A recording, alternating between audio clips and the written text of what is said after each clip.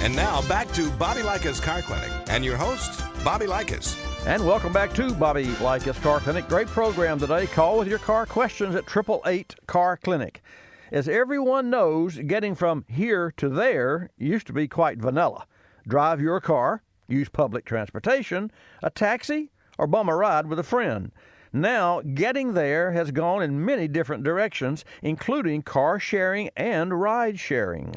With us on the Car Clinic hotline is Annalisa Bluhm from Maven, the new car-sharing brand from General Motors. Annalisa, welcome to Bobby Likis Car Clinic. Oh, it's a pleasure, Bobby. Thank you for having me. I know that our Car Clinic listeners and viewers will be very interested in these emerging transportation alternatives. So tell us about Maven and how it works. Yeah, absolutely. Maven is seamless car sharing. Basically, it takes everything you love about cars, which I know your listeners really appreciate and are really enthusiastic about, and takes the friction out of access. So we pay for gas, we pay for parking, we give you a seamless app experience by which you can reserve the vehicle as well as it serves as your key.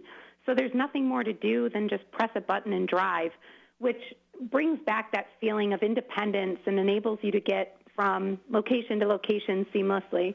Right now we're in 16 cities with 3 products, a city-based offering, a residential offering, and then we're also offering car sharing for ride sharing.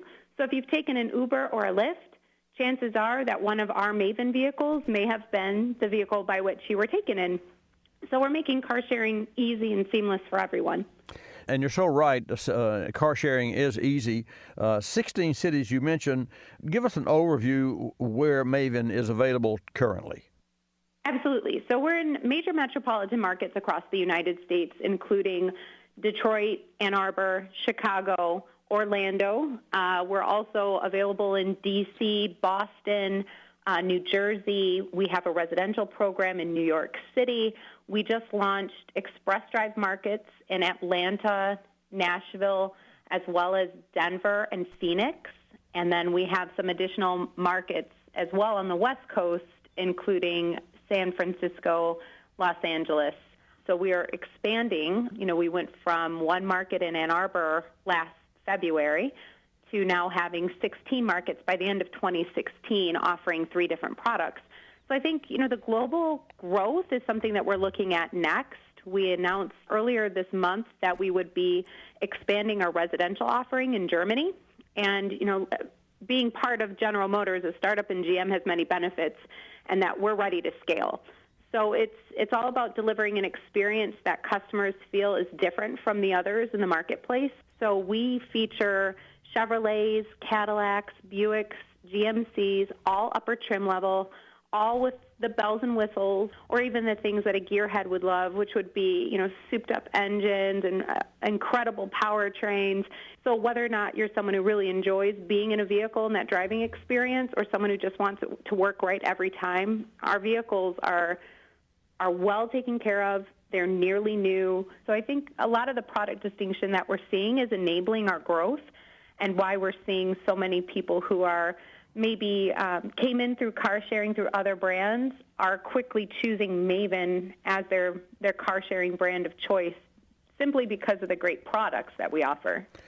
Well, let's talk about that just for a minute. We're talking with Annalisa Bluhm from Maven, the new car sharing brand from General Motors. So, Annalisa, what's the difference between car sharing like Maven and ride sharing like Lyft and Uber?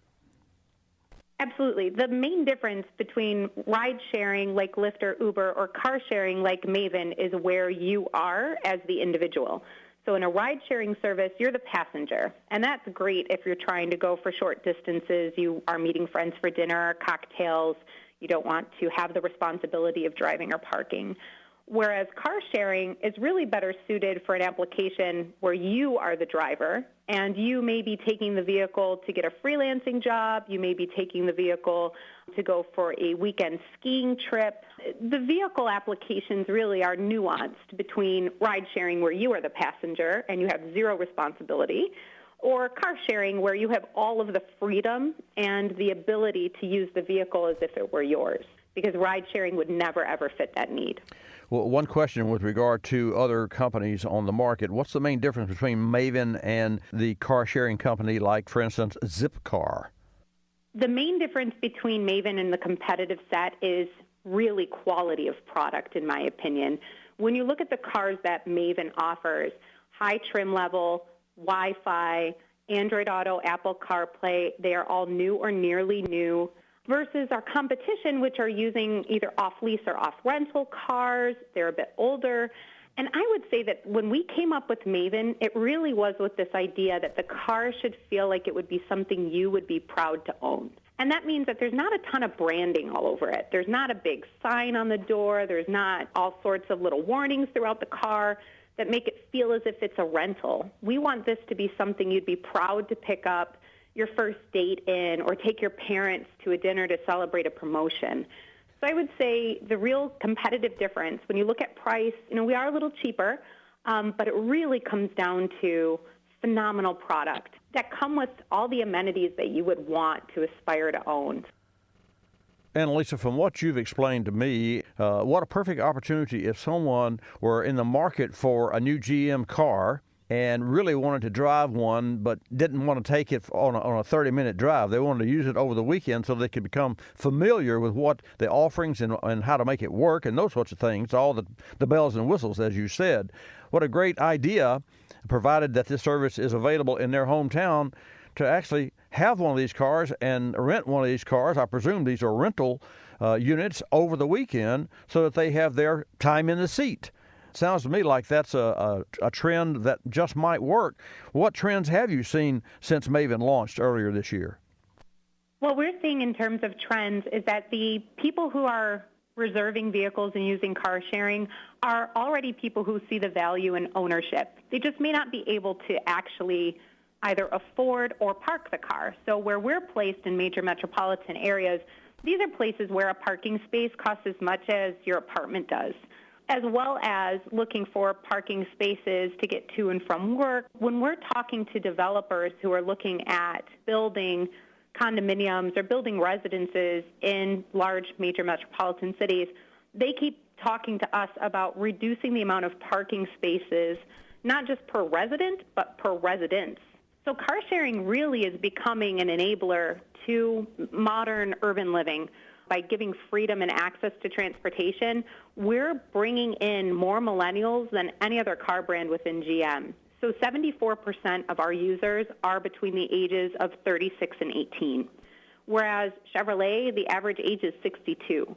The places where we've put cars, Chicago, San Francisco, LA, New York, these are areas where GM's brand recognition, much less penetration, is well within the teens, if not lower. So by placing Maven in areas where we can get people acquainted with our brands, like the product, these are individuals that already see the value in having a car. And so we see natural adjacencies to the business, because should they move to the suburbs or become ready to own a vehicle where it makes sense in their life, and they've become acquainted with our product, they like the product, this is an awesome introduction to people who normally would not have sought us out. So we're seeing a lot of favorable trends, not just from a being present in a cultural sense, but really from a business sense. So here we are making relationships with people who normally would not have sought us out. And I think that long-term relationship building is something you can't even put price on. So we're really enthusiastic with what we've seen over the past 11 months in terms of people choosing the product, people becoming Mavens, talking about the experiences that they're having that they wouldn't have had without access to a car. And that just continues to remind us that vehicles do play a role in people's lives. People still do want individual transportation. They just want it in a way that's more convenient. And what better place than Maven to provide that? Well, you've made a whale of a case. I know you're just a little bit biased, but what about just a tad? But what does the future look like for Maven? I mean, you mentioned, and again, as you were talking, I began to picture the genesis of new car buyers down the road. And so if we were to shift gears, which I'm doing right now, 5 years down the road, how many original Mavens do you think will turn into GM buyers?